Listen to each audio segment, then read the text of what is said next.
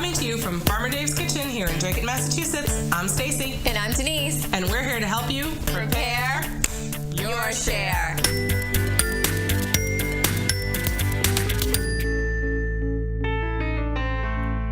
You can frequently find Brussels sprouts most of the year, but any veggie fan knows they are at their sweetest when the weather turns cold. Brussels sprouts resemble a baby cabbage, but unlike a cabbage which grows out of the ground, these sprouts grow as little buds along a stalk. And thanks to one of the interns, they went and got us a stalk so that we could show you. So this is one without the top. You want to hold that one? Mm-hmm. And then this is one with the greens on top. So the Brussels sprouts grow along the stalk, and then when they get large enough, they're just pop them off. Popped off. And that's how your Brussels sprouts grow.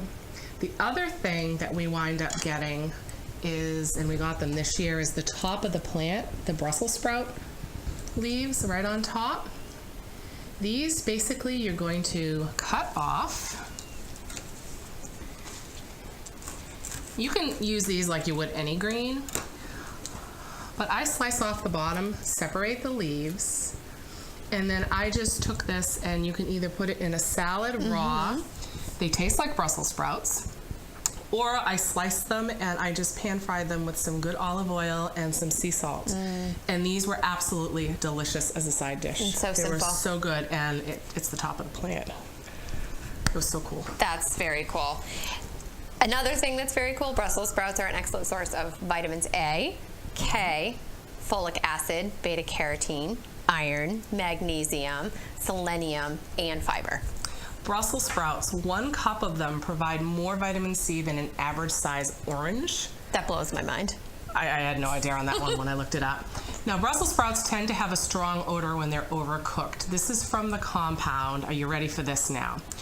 Glucosinolate. This compound also gives the veggie its cancer-fighting properties. That's fantastic. And the sulfur smell. Yes. Now, cooking sprouts quickly is the best way to minimize the odor. You want to cut the sprouts in halves or quarters, steam, saute, or roast them quickly.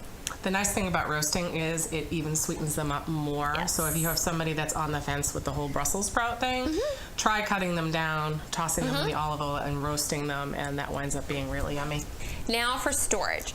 The short-term storage, we want to put these in an RPB, a resealable plastic bag, with a paper towel, or a PT, in the crisper.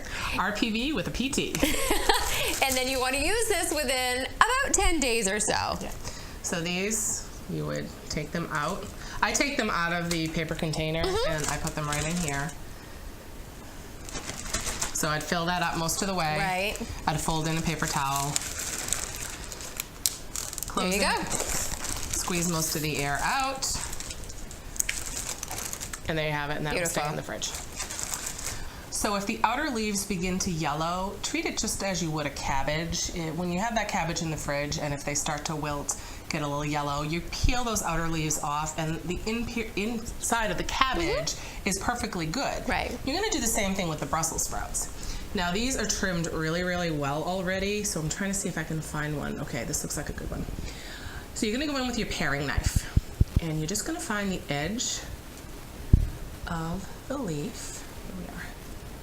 Here it is. And you peel it off. That was easy. And then you're going to go around, and you're probably going to wind up, by the time you get down to here we are, the next layer. It's probably 3 leaves. I think it's kind of like 3, and then you get down to the inner. Now, once you remove these, you're going to wind up with more of a stem at the bottom. So just go in and trim that stem off so you have more of a flat bottom. Right. But that's all you have to do to revive them. I mean, if they're in there too long and you go down a couple things and they're still yellow, you probably don't want to eat that Brussels sprout. But most of the time, most of the time it's just after like a week to 10 days or something like that, you just might get a little bit of yellowing. Now, would you recommend, if there are some, leave it on there while you store it and then peel as you're preparing to cook? Yeah, you could do that. You could do that. Okay. Yeah, I think that would be fine. So long-term storage ideas, steam for 3 to 5 minutes depending on the size. You really are barely cooking these. Dry them off, pack them in a freezer bag, removing as much of the air as possible, and freeze to enjoy these later. Now the reason that we steam them is, you saw all the layers.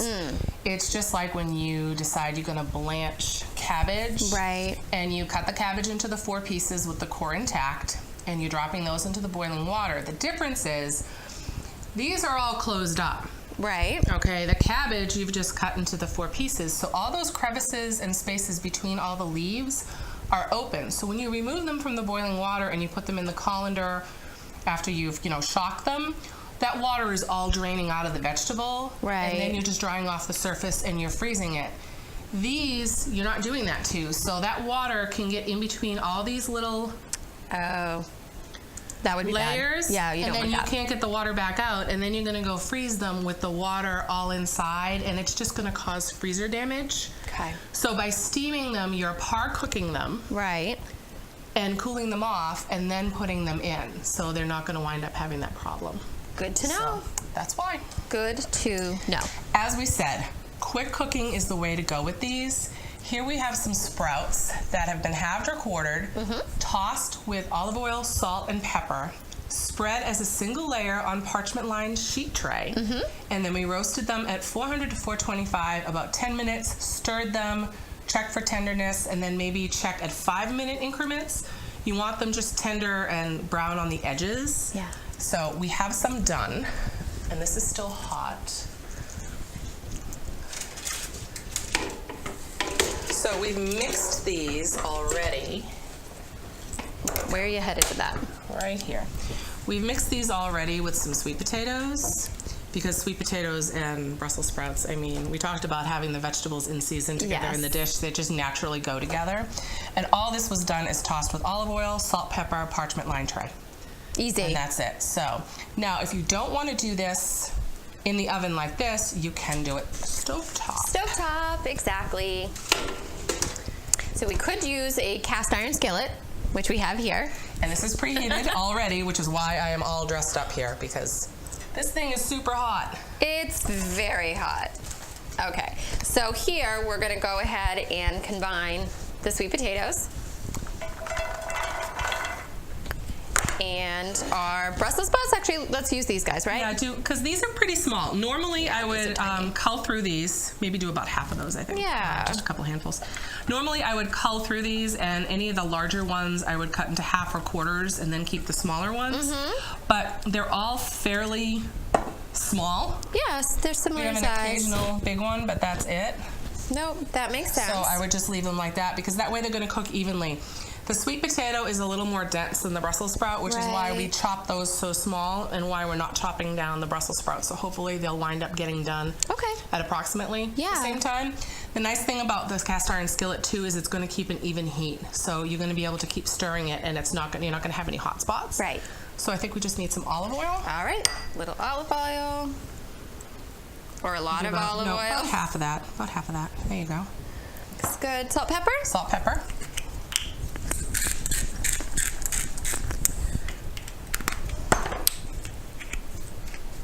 I love pepper with the sweet potatoes because I think it has a nice kind of yin-yang thing going. Yeah. With that. It's really good. And then I think you have the spoon on your side. Spoon. I don't want to grab this. No, it's so hot. Don't do it. I try and keep this on my hand because in the zest of cooking, you're like, let's grab just it. grab and you forget the that pan. it's super duper hot. All right, so these are pretty evenly coated. So at this point, I'm going to hand you this. We're going to slip this into the oven. You could keep this on the stovetop if you wanted to, but that way if you put it in the oven, it's cooking from above and below at the same time. And that's the great thing about this particular pan is it can go from the stovetop right into your oven. Bye, little guys. We'll see you in a bit. See you in a bit. So then, that's what it looked like, that other one that I showed you. So I'm going to give you some. That's great. So you can certainly eat these exactly the way they are. They're absolutely delicious, just like this, with a little bit of salt and pepper and the olive oil. Or to give you something a little bit different, we can toss this with a vinaigrette, whether it be a honey mustard vinaigrette, just a regular vinaigrette. We've got a balsamic actually here.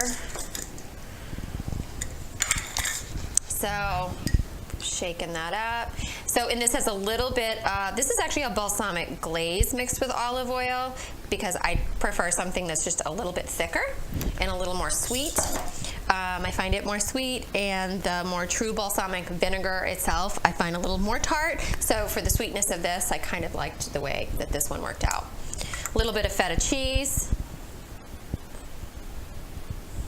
And we probably use more cheese than that, but you guys get the idea. Just a tiny bit. And pancetta. Now the other thing, to use these same ingredients, if you like raw, and I really like these Brussels sprouts raw. These Brussels sprouts, I'm telling you, are so good. They're so sweet. They're very sweet. We've cut them very thinly here. So we have this. Then that same type of balsamic or honey mustard, you can take it and drizzle it. Love that glaze. And then also, you could do a little pancetta, or a little feta and pancetta. Kind of sounds the same. And you don't need very much because they're both very salty. And that's one of the other reasons why I like the rawness of the Brussels sprouts with this one, because the feta's a little salty, the pancetta's a little salty. You've got the tang and the sweet from that. And I think it just complements itself. I think it complements very nicely. If you're not a fan of the raw Brussels sprouts, you can very easily, and we did this, shave them thin, and then do a quick pan fry on them. Look at the color on this. When you cook them that quickly, it's holding on to all that color. It actually brightens it and makes it, it's almost like day glow. Yes. So this is just olive oil, salt, pepper. 5 minutes. Simple. 5 minutes. So you could do the same kind of a dressing with a little bit of pancetta or something like that, and it winds up being really delicious this way. I love that. So I think we have one more dish. One more dish. Exactly. And then I think you had an idea as well. If you're cooking them this way, or even before you dress it, this could be one of those family favorites, those family go-tos with tacos. This is a great way to get another green on a taco. I remember you talking about that. I think that's a wonderful idea. So as simple as this, and maybe you're doing the taco seasoning with your taco meat, but just an interesting way to maybe add another green to a family favorite so that it's not so scary for those non-Brussels sprout eaters. And they probably wouldn't even know it's in there, they probably, to be honestly. I don't think they'll even know it's there. All right, so Vegisodes wouldn't be Vegisodes if we didn't present like some kind of pizza. Of course. So again, we have a white pizza. We've done roasted garlic, we've done sharp cheddar, we've done a little bit of feta on it, and then Italian seasoning, and a little bit of olive oil. Olive oil. Very simple. This is a rolled pizza crust. And you went with the thin, so you get that crisp I like crunch. the crisp crunch. And this is probably at least halfway done. I wanted it a little further along before I topped it that way, because these are already cooked, the Brussels sprouts, so we don't want to cook it really much more than this. It's just to kind of get the flavors all together. So we take this. Get the flavors all May I have jiving. that wooden spoon? And then all I would do is spread this. Now, if you did a really large flatbread, like I said, this is the tube. You could get your favorite dough from a pizzeria. You could make your own dough, whatever you have time for. This is such a nice party dish, too. So if you made a couple of these and then you cut them into smaller pieces and put them on a platter, that would be nice. Very easy to eat. It doesn't have a lot on it to fall off. And how nice would this be with a glass of wine or something like that? Yes, please. I think it would be delicious. And you're getting your greens all in one. All those antioxidants between the Brussels sprouts and the glass of wine. And the nice thing about Brussels sprouts is their strong flavor. So they can be combined with other strong ingredients like we just mentioned here. So they're going to stand up to the garlic and the feta and the balsamic and not get lost. And that's why this makes such a good pairing. So this, we're going to pop right back in again for a couple of minutes. But I think I want to taste it like this because it's pretty much almost done. Seriously, it really is almost all done. All right. And this is perfect the way it is. If you did maybe want to add more cheese, you could add a sprinkling of Parm on top of this, or a Romano. Make it your own. Oh, the Romano would be really good with the Brussels sprouts, I think. I just like this being plain. Oh, the other thing is the balsamic. Would be lovely. Let's just get crazy. Let's be crazy. There's a little bit left here.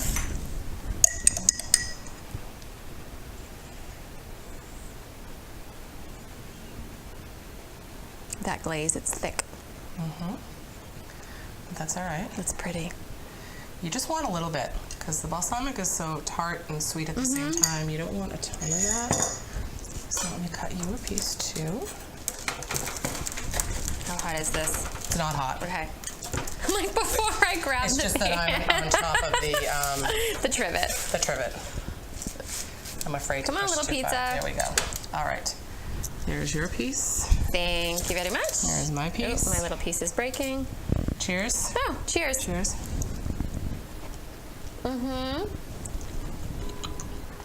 Wow. That's really good. I think I would do a sprinkling of the Romano on top.